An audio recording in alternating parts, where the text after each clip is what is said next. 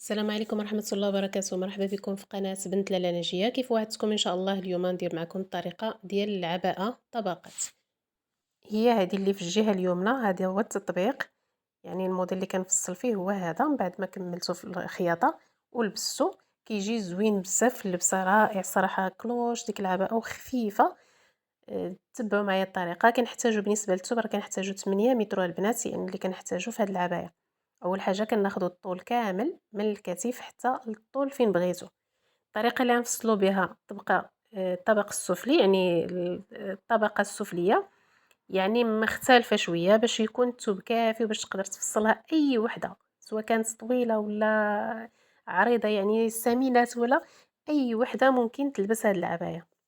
يعني ما يكونش عندها مشكل حتى بالنسبة لدوك الألغاز وديك الفتحة ولا هذا، يعني هادشي كامل الفتحة ديال يعني هادشي هذا كامل غيكون واضح في هاد الفيديو إن شاء الله. هنايا عندي 3 مترو، يعني 8 مترو نقص منها 3 مترو طويتها على 2 بهاد الشكل هذا. اشنو غادي ندير البنات؟ اول حاجه غادي نطويها على شكل مثلث. وشنو اللي غنبداو به؟ غادي نبداو بالتنوره، هو الاول، هي الاولى، صاله ديال التنور. غادي تقولوا لي لا ماشي هي دي الطريقه الا بغيتو تفصلوا على شكل مثلث وتجيكم العبايه من الكتف حتى للاسفل. خاص يكون العرض ديال الثوب فيه 2 متر، ماشي متر ونص. بالنسبه لمتر ونص مستحيل انه يجيكم الطول الكافي بالنسبه للسيدات الطوال. ما كنهضرش على الوحده ما طويلاش بزاف، كنتكلم على السيدات اللي هما طوال كيلقاو مشكل. يعني العباءه تكون هكذا كلوش من الكتف طويله ما غاديش تجيك. من الافضل يعني هذه كتبقى احسن طريقه اللي عطيتكم دابا. يعني غتكون الطبقه الاولى غيكون فيها قصه في الحزام، والطبقه الثانيه تجي مغطيه ديك القصه في الحزام غير في الحزام فقط. اما الخياطه في الجوانب ما كايناش في التنوره نهائيا، غادي تلاحظوها هنايا ما كايناش خياطه في الجوانب بصفه نهائيه. هانتوما اخواتي تبعوا معايا الطريقه. طوينا الثوب على شكل مثلث، عندنا جهه مفتوحه والجهه الثانيه مغلوقه والجوانب مغلوقين. دونك حنايا اللي الثوب اللي غيبقى لينا من التنوره هو اللي غنفصلوا به داك الجزء العلوي. اول حاجه باش نتفاداو باش يتحل داك اللغز، يعني مبقاش عندكم مشاكل بالنسبه لكم غاغلون كيفاش غادي تفصلوه هنايا في هاد العباءه، كيفاش هادشي هذا كامل باش نخدمها معكم بطريقه سهله. اول حاجه كناخذوا نصف عرض الكتف بدون اضافه خياطه، 1 سنتيم ما كنضيفوش. ومن بعد نحطو 8 سنتيم عرض الرقبه. كننزل هنا ب 2 سنتيم ديال الخلف، 8 سنتيم بالنسبه للامام. كنسقط الكتيفه ولا كنميل الكتف ب3 سنتيم، وهذيك 3 عقلوا معايا عليها، راه غادي نعوضوها في حردة الابط. غادي نضيفوها، نزلتو ب3 غادي تزيدو 3، نزلتو ب4 غادي تضيفو 4. هنايا كنحسب هاد المسافه كامله، يعني نصف عرض الكتف بدون اضافه خياطه هي اللي كننزل بها، وكنزيد عليها 2 سنتيم في هذا الموديل هذا. علاش 2؟ حيت باقي غنزيدو ديك 3 سنتيم اللي سقطنا الكتف بها باش كتزيد تعطينا الراحه. ها هي دابا من بعد ما سطرنا هذا الخط هذا، هنا غنبداو نحطو دابا المقاسات. بالنسبه اخواتي المقاسات ديالي كيفاش كناخذهم؟ انا ما كناخذش السنتيم مرخوف، يعني كما كنقولوا عيني ميزاني، ما كنعرفش نخدم بديك الطريقه. كناخذ السنتيم مضبوط. عندي ربع الصدر 25 سنتيم. غادي نوريكم كيفاش كناخذ القياس ديالي الناس اللي جداد، ومرحبا بكم.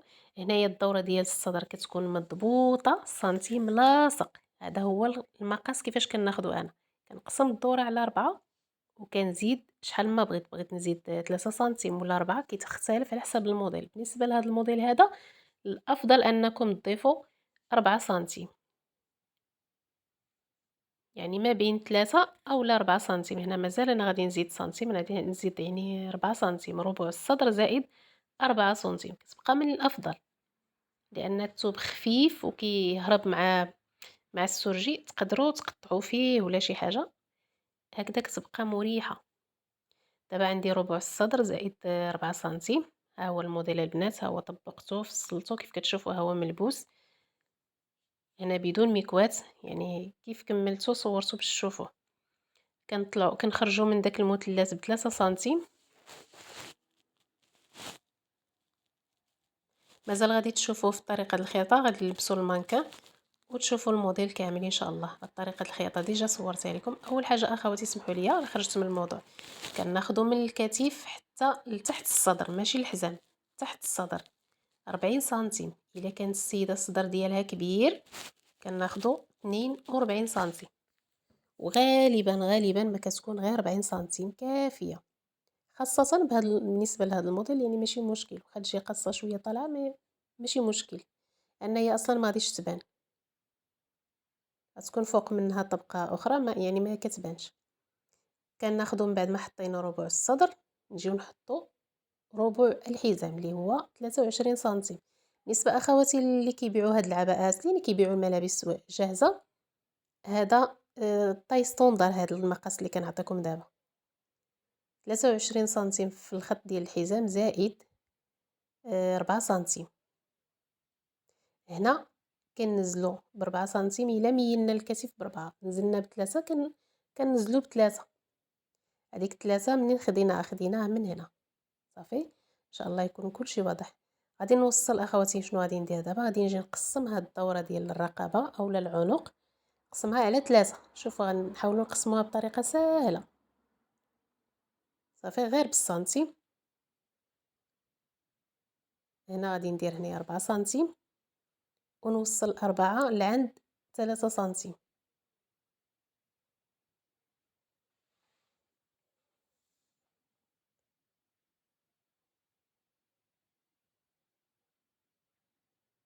بهذا الشكل هذا. احنا رسمنا دابا كوم بغاكلو، ولكن ما درناش هذيك التقويصه ولا شي حاجه. يعني حنا الهدف ديالنا كيف شفتوا معايا راني مددت داك الخط باش يكون عندي الكم. هنا غنفصلوا الكم والامام والخلف مره واحده باش يجينا سهله، يعني باش ما نبقاوش متلوفين كيفاش غنفصلوا الكم كيفاش. هنا كنطلعوا بايدنا سنتيم باش ما يجيوناش الجوانب طايحين ديال التنوره. كنقسموا ديك المسافه ديال الحزام وكنجيبوها لعند الوسط. وضروري تضيفوا حق الخياطه سنتيم ونصف.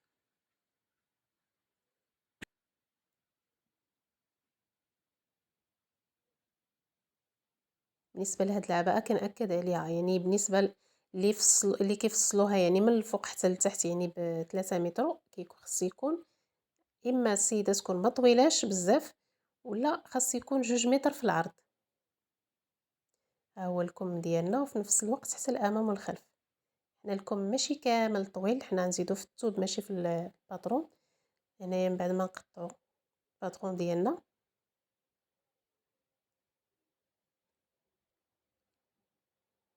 الا لاحظتوا معايا راني ما نقصتش الجهه ديال الامام، ما قطعتهاش. حتى بالنسبه للكم حتى كنفصلوا الظهر وعاد كنقصوا من هذاك القطعه، هذاك الجزء صغير. دابا كنسرحوا الثوب ديالنا هذاك المثلث وغادي نجيو نبداو نحطوا المقاسات. اول حاجه كنبداو بها هي خط الحزام. كناخذوا هذاك الباترون ديالنا كنشوفوا نفس القيمه اللي عندنا هنا هي اللي كنحطوها في التنوره. هنا حيت الباترون انا عندي رولو كنقطع منه بحال اللي كيكون في المصبانات، يعني المصبانات الزنقاء. انا عندي رولو حيت هو اللي كنخدم به بزاف، يعني باترون بزاف ما تبقى تشري كل مره. كناخذ نفس المسافه وكنحطها بهذا الشكل هذا. بالنسبه للاخوات اللي يسولوني بشحال خديتو، على حسب، مره كناخذو ب80 درهم، مره 70 درهم رولو. ولكن ما شاء الله دابا مني بديت في القناه، قبل كاع ما تكون عندي قناه هو مازال عندي. كان لا يا ربي كان هذا ثاني رولو، هذا ثاني رولو، تذكرت سمحوا لي، هذا ثاني رولو. صافي من بعد ما كنحددوا ديك القيمه كنطلعوا لداك المثلث الراس ديالو باش تعطيني ديك التقويصه تكون نفس القياس، ما تكونش جهه نازله وجهه طالعه، يجي مزيان. صافي دابا ضمننا الدوره ديال الحزام هي هذيك. كنجيو ناخذوا الطول من هاد النقطه هذه، ماشي من راس المثلث، ناخذوا الطول ديال الموديل كامل من الكتف حتى لخط الحزام اللي هي 40 سنتيم هي هذه. ولكن ديك 40 ما غاديش نحسبها في التنوره، غادي نفصلوها بوحديتها. ها هي هذيك 40 كيف اتفقت معكم انها ما غنحسبوهاش مع التنوره، ها هي غادي تبقى خارج المقاس اللي كنحسبوا فيه. المهم كنحطوا السنتيم في الراس ديال المثلث باش نحسبوا داك الطول. اهم حاجه عندنا هي نبداو بعدا من الاسفل، من هنا نحسبوا الطول ديالنا كامل. عندي 140 في الطول زائد 2 سنتيم، لان الموديل ما غاديش تكون فيه طيه، غادي يكون فيه غير السرفله فقط، يعني ما فيش شي حاجه طويله. هو جاني شي شويه طويل، تقريبا واحد تقريبا غادي نقص منه 4 سنتيم تقريبا هكذاك في الطول، لان الثوب موسلين النوع اللي خفيف بزاف وفي نفس الوقت كيجي نازل، ماشي داك اللي خشين. ثوب زوين بزاف، بالصدفه الحمد لله ان لقيتو كيتباع عجبني وخديتو.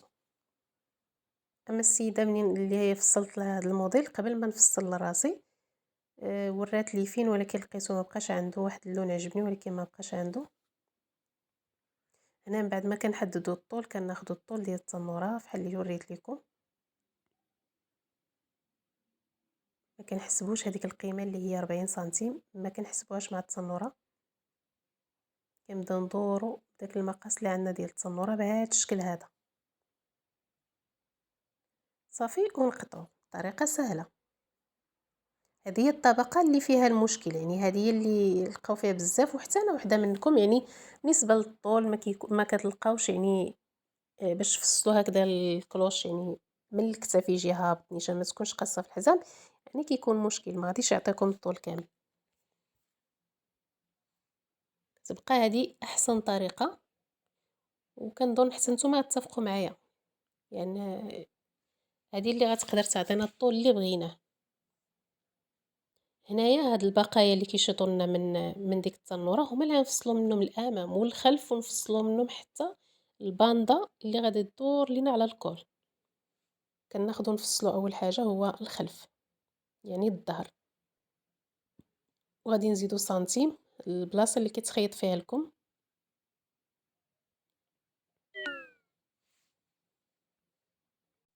بعد ما فصلنا اخواتي الخلف والامام، كنجيو هاد الباترون هذا وكنقصوا منه من الجهه الامام، كنقصوا منها. شوفوا معايا اول حاجه شنو غادي نديرو هنايا. نقصر هاد الدوره هذه تقريبا، ننزل اولا كننزل ب 12 سنتيم باش نرسمو ديك التقويصه ديال الكول. من بعد قسمت ديك الدوره ديال الكول على جوج، يعني على 2، ونزلت ب6 سنتيم، ربطت ديك 6 سنتيم مع هذيك النصف ديال الكول صافي بهذا الشكل هذا باش يعطيني واحد الشكل مقوس، باش منين نخيطو مع الباندا كيجينا مزيان صافي. كنقطع هذيك الرقبه ديال الامام، التقويره ديال الامام صافي. ها هو الكم ديالنا وهذه الجهه ديال الامام. بالنسبه للكم حتى هو نقطعوا منه ديك الجزء، ولكن ماشي دابا، حتى نفصلوا الكم عاد نقصوا منه من الجهه الامام. بالنسبه للكم حنا طوينا دابا الثوب على اثنان، عفوا هذه الجهه الامام فصلنا الخلف، دابا نفصلوا الامام. ضروري نخليو 1 سنتيم هنايا ما تنساوش صافي. غادي نفصل هاد التقويصه هذه ديال الامام وسنتيم ديالنا، ونشقوا هاد الجهه الامام، كنشقوها هنا كنفتحوها.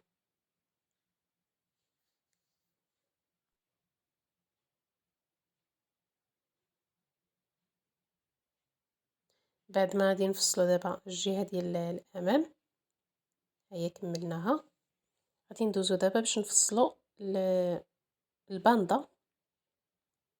بالنسبه لكم غنفصلوه من بعد، قلنا 8 متر ديال الثوب، كناخذوا منها 3 متر كنفصلوا منها الطبقه الاولى. ولا كانت السيده طويله بزاف، يعني من بعد حنا ديك 3 متر حتى طويت الثوب من ديك 8، طويت الثوب وشفت القياس اللي غادي يكون كافي، ضربت الحساب ديالي ولقيت بان هذيك كافيه، يعني 3 متر غادي تجيني مزيانه.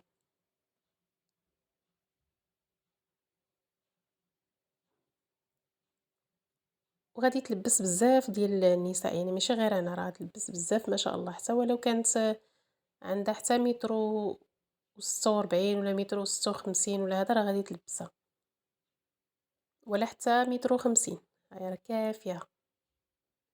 هاد الطريقه اللي عطيتكم دابا.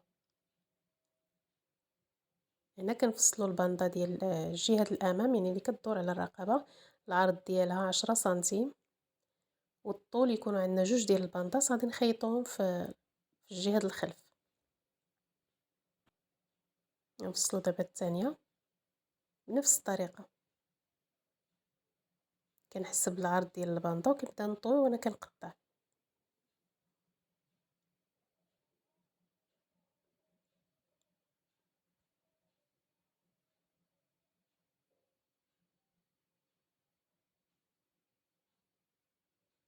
صافي دابا من بعد ما كملنا الجهه ديال الطبقه الاولى هي هذه، هنا سنتيم ونص اللي كنحطو فوق سنتيم ونص ديال الخياطه، يعني القطعه العلويه فوق من التنوره.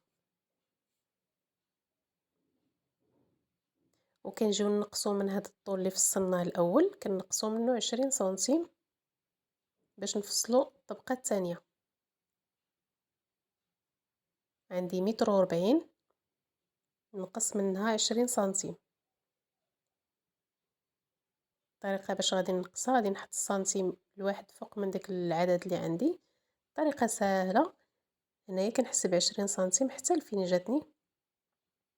لقيت عندي هنا 121 سنتيم، دونك هي اللي غنفصلها في الطبقه الثانيه.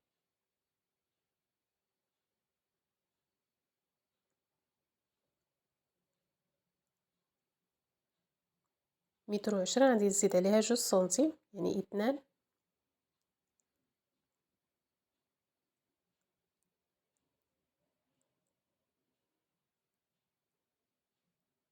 كناخد الجهه ديال الخلف، لاحظوا معايا انا حطيت فيها نقاط بالطباشير باش يكون واضح، يعني الثوب ملي كيتحط فوق بعضياتو ما غاديش يبان لكم. احسن درت فيه هاد النقاط باش يكون واضح ان شاء الله. هذه قطعه ديال الخلف. دابا الطبقات هادو الثانيه والثالثه ساهلين. كناخد الطول من هنا من جهه الرقبه، ناخدو قلنا متر، يعني قلنا 140 نقصنا منها 20 سنتيم، يعني في كل طبقه كنقصو 20 سنتيم. دابا هاد الطبقه الثانيه نقصنا منها 20، الطبقه الثالثه حتى نقصو منها 20 سنتيم. بالنسبه لهاد الطول ديال الطبقه الثانيه كنقصو منها قلنا 20 سنتيم، يعني من الطبقه الاولى كنقصو عليها 20 سنتيم، وكنضيفو حق الخياطه 2 سنتيم، يعني 2. نفس الطريقه دابا نبدا نحط نقاط. هنا اخواتي شوفوا معايا، هنا الثوب مازال ما قطعتوش من بعد ديك 3 سنتيم 3 متر اللي نقصتها من 8 متر. هنا مازال ما قطعش. كنوريكم الطريقه كيفاش تعرفوا شحال غتحتاجوا في الثوب باش ما تبقاوش تضيعوا فيه. هنا راني طويت الثوب غير على 2، وجيت كنحسب شحال يكفاني في الطبقه الثانيه. طويت الثوب على 2 على شكل مثلث ها هو، ومشيت للحافه ديال الثوب وكنحسب. حطيت القطعه ديال الخلف كنحسبها بهذا الشكل هذا. شوف شحال غادي يكون كافيني الثوب. ها هو. هنا غندير واحد الخطأ ولكن ما غنكملش عليه والحمد لله. ديرونجيت مع التليفون لان كنت كنصور لكم في الصباح وكانوا الناس كيتصلوا بيا بزاف على حساب المحل ما حليتش بكري. ها هو الخطأ، هو ديك القصه اللي درت تما. هاد القصه هذه ما ديروهاش، الاحسن غير تراصيو. انا ماشي مشكل لان جاتني في داك القنت ديال المثلث ماشي مشكل، ولكن ساهو مني كنعتذر. دابا كنجي لهاديك العلامه، يعني الطول اللي اختاريت هو هذاك. شنو غادي ندير دابا من بعد ما حسبت الطول اللي محتاجه فيه هو هذا ابتداء من هنا حتى لهنا؟ غادي نطوي الثوب ديالي على 2 مثلث غيكون عندي في هاد النقطه هذه، باش تعرفوا شحال تاخذوا من ديك 8 متر كل طبقه، شحال تاخذوا فيها بلا ما نبقى نقيدكم هنا متر ونص هنا 2 هنا هادشي. يعني من الاحسن حيت كاين السيده اللي تكون قصيره على حسب. هنايا كنطوي على شكل مثلث من بعد ما حسبنا الطول اللي بغينا. طوينا على 2 بعد على 4. كنتأكد هنايا من الدورة ديال العنق فين جاني الكتف باش نحسب منه الطول. صافي حنا غنحسبوه من هنايا. من بعد ما كنحددوا الطول كنرجعوا للراس ديال المثلث باش ملي نكونوا ندورو بالسنتيم يعطيني ديك الدوره في اسفل الموديل يكون متساويه، ما تكونش جهه طويله وجهه قصيره. الا لاحظتوا معايا الحمد لله يعني ما تعذبتش فيه في الفصاله، عكس انه الا تفصل في الارض كيكون صعيب. انا بعدا كتجيني صعيبه ديك الطريقه في الارض، ملي كنخدموا بشويه علينا. هنا كنطلعو بسنتيم. علاش كنطلعو بسنتيم؟ لان هنايا الكوطي اولا الجوانب فيهم خياطه، وهذيك الطبقه الثانيه ما فيهاش خياطه في الجنب. بعد ما نقصوا هاد الجهه ديال الرقبه غنشقوا هاد البلاصه حتى لهنا. هنا فين غادي يتخيط لكم. ها هي دابا من بعد ما شقينا الثوب ديالنا هو هذا. كيف وعدتكم قلت لكم بان راه الموديل راه ما فيهش خياطه في الجوانب. صافي دابا فصلنا الموديل ديالنا. القطعه الثانيه يعني الطبقه الثانيه، دابا غادي نجيو نفصلوا الطبقه الثالثه وبنفس الطريقه فصلتها. ها هي كنحطوا دابا الجهه ديال الامام نفس الطريقه كيف شرحت لكم. يعني كتحطوا الثوب تحسبوا شحال غتحتاجوا في الطبقه الثانيه، يعني الطبقه الثالثه عفوا. وهنا من بعد ما فصلنا وسالينا كنجيو نقصوا من الجهه الامام داك المقوس، يعني شكل المقوس اللي نقصناها. كنجيو للجهه الامام كنقسموا داك الثوب على ايدنا، شفتوا؟ كنبعدوا الظهر وكنقصوا من الجهه الامام.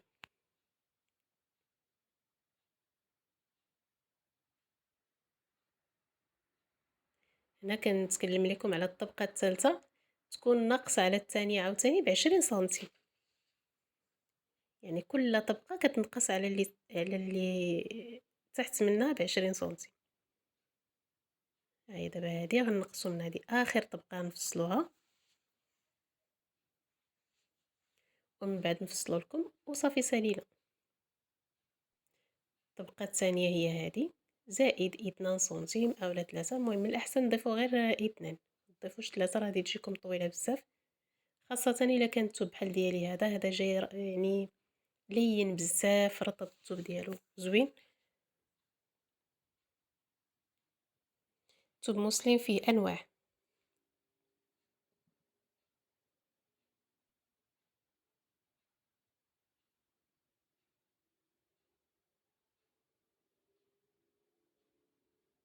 ان شاء الله الا تبعتوا الخطوات غادي يخرج لكم موديل يعني في حال اللي خرج لي انا الحمد لله.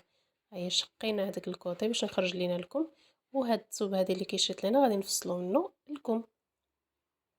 نفصلوا غير الكم اللي قصير. كنشوفوا الطول اللي بقى لينا من هذيك من من هذيك القطعه الثالثه،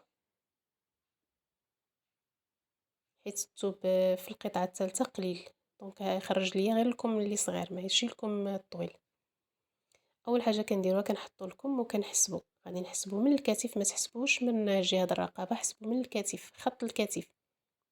الطول ديال الكم عندي 58 سنتيم، وغادي نضيف عليه غير 2 سنتيم، ما تضيفوش 3، زائد هاد القيمه ديال الكتف. ها هي من هنا حتى لهنا. صافي كنحسبوا الطوطال كامل وكنقصوا منه 20 سنتيم باش نفصلوا الكم القصير. ها هي ناقص 20 سنتيم، غتبقى لي تقريبا 53. هي هذيك 53 سنتيم. غادي نحدد واحد النقطه وكنرجع الراس ديال المثلث وكنبدا ندور نحط نقط. صافي ان شاء الله كلشي واضح. وغادي نفصلوا الكم ديالنا هذا. بالنسبه اخواتي للعرض ديال الكم كيبقى اختياري، ديروا العرض اللي بغيتو. هنا كتخليو 1 سنتيم ما تنساوهاش.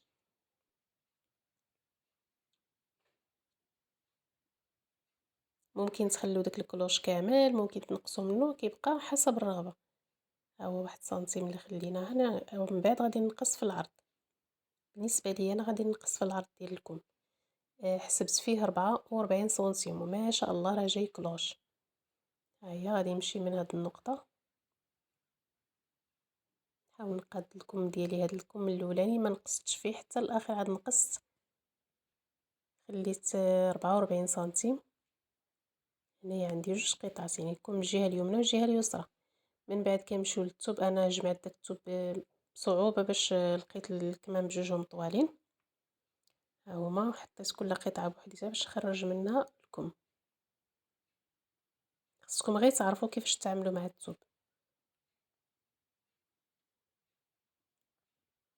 كناخذ الطول ديال الكم الطويل، الكم اللي طويل ماشي القصير، من خط الكتف، ومن بعد كنرجع للراس ديال المثلث وكندير ديك الدوره.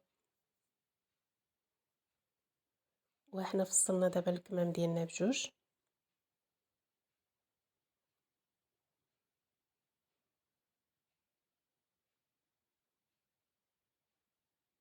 هنا اخواتي راني هازه كنصور لكم بيد وكنشرح لكم باليد الثانيه. هنا حددت 44 سنتيم، كيبقى اختياري، ديروا العرض اللي يعجبكم ديروه.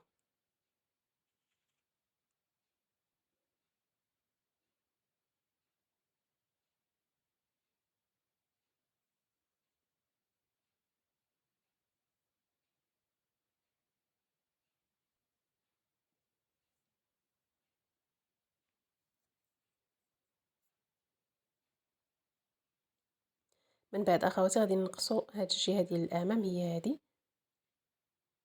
وغنقصوها حتى من الكم. كناخد جوج قطعات، ممكن تاخدوهم بربعة وتنقصوهم، ولكن حاولت نخدم بشويه بشويه لان هاد الموسلين شويه الثوب يعني كيهرب، ما كيفلت لكم من يديكم. الاحسن يفصلوا بشويه عليكم، افضل انه يتثبت بالدبابيس، لكن انا الحمد لله ما عنديش مشكل، خدمته بلا دبابيس. راه شفتوه معايا، هما جوج ديال القطعات ونحاول نقوسهم. هنا كنت كنزرب لان كنت مديرونجيه من التليفون لان ما مشيتش المحل بكري. اخواتي وصلنا للنهايه بالنسبه لطريقه الفصاله، لان لابليكاسيون ما كتهزليش كلشي بصحه والراحه. نقول لكم السلام عليكم، تسناو طريقه الخياطه راني فصلت، راه خيطتها موجوده، بقى لي غير المونتاج ونحط لكم فيديو.